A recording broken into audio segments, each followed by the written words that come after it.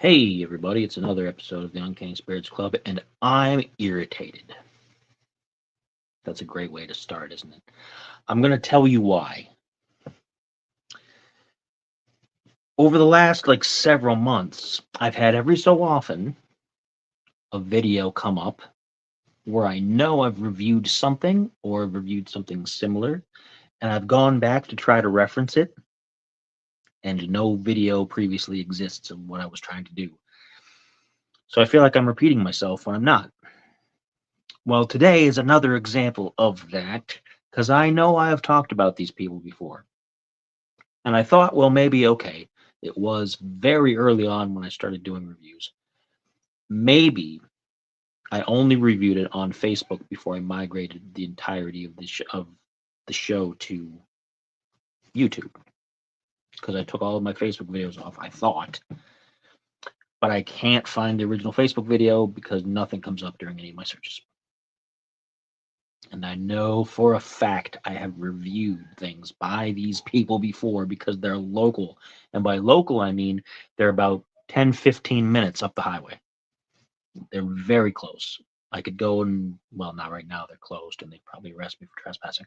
But on any given day, You got 12 minutes. I could go up there and I could see them in person and have them brew me something. I know I've talked about them before, but in the absence of any other evidence, rant over.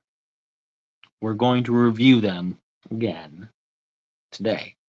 I have 4 beers for them. I'm not doing all of them today.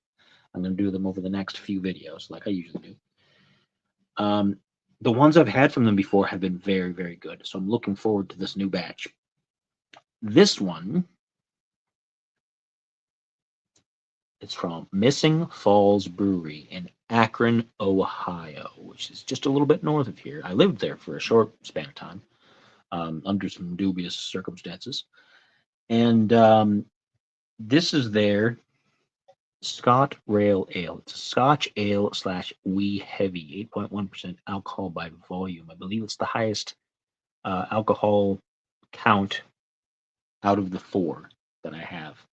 Um, Now I've had other wee heavies.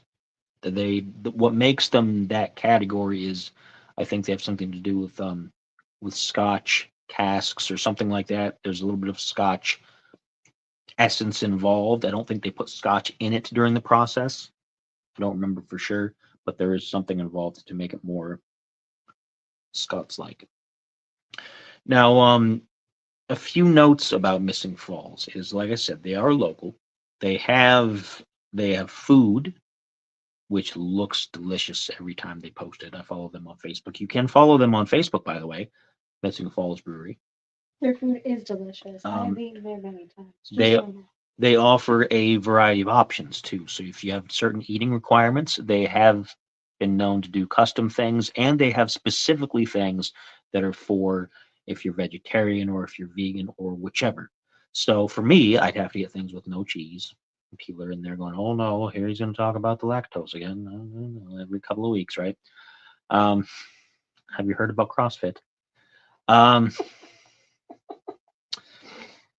but they are accommodating towards all that stuff, which is great because it means I can I can eat there, I could drink there, and like I said, I've had their beers before, and I think I've had something similar to this before. I don't think I've had this exact one because they change things out relatively often. They have certain things that are their regulars, and they have a lot of things that are like seasonal.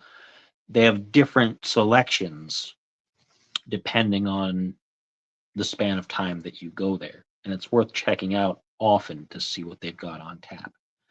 They also have events and things that they do. I've seen them do like a trivia night.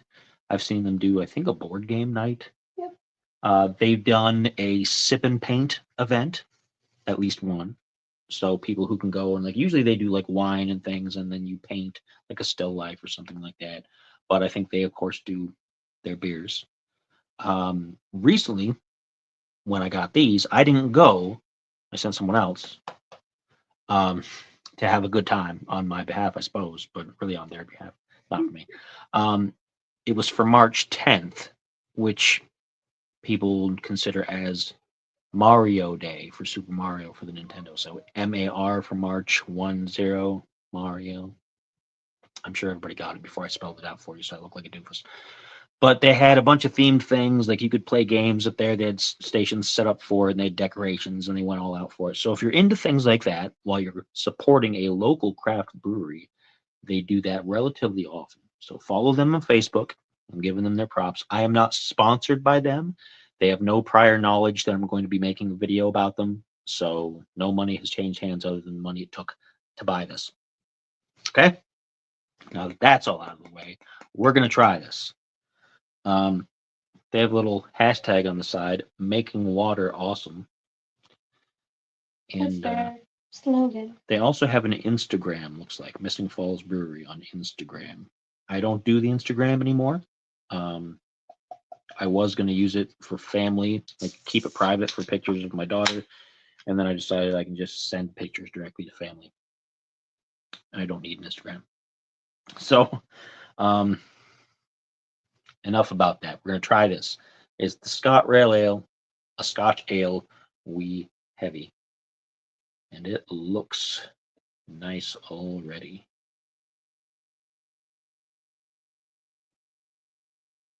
It may almost fit in my glass here. Oh, nope, there's a bit left. There we go. It's a bit tall to fit. Oh, it's going to foam over. Maybe it's not.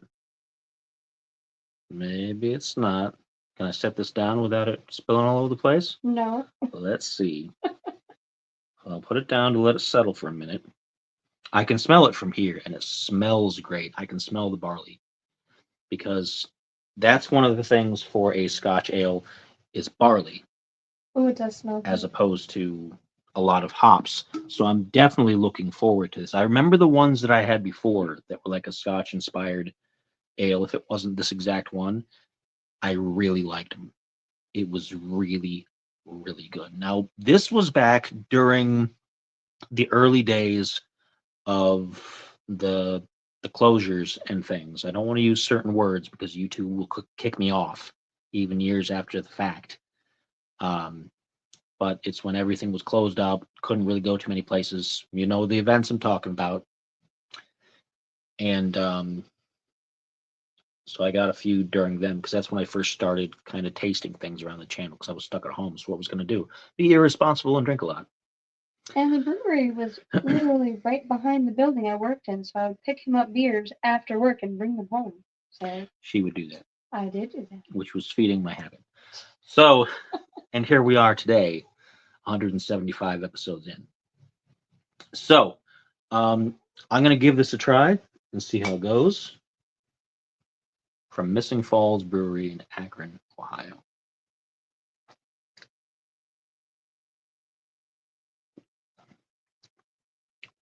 Mm. Mm-hmm. Mm. A very heavy, kind of bittersweet chocolate, but very much Scotch tasting note in there. It does taste like what happens if I mix a little bit of Scotch with my Guinness, which I do sometimes. Sometimes. Sometimes. I don't always have both at the same time. So, but when I do, it's definitely very barley forward, but you can still taste the hops in there too. So it is a good mix of traditional styles, and it is heavy. This is something that I think after this, I might be done for the night. I might have enough in my belly. It's not heavy in a way that's going to make you feel like, oh, it's too much, but it does kind of make you feel a little bit full, like a good Guinness. Yeah, so a Scotch ale is also known as a wee heavy, like I figured, and it originated from Scotland, and it's usually a higher alcohol content. So 8.1 fits within that range. Mm-hmm.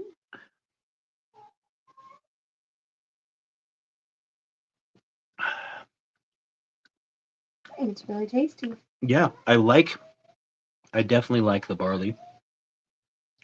which is a definite. It's a definite part of the style, having the barley really heavily forward like that, and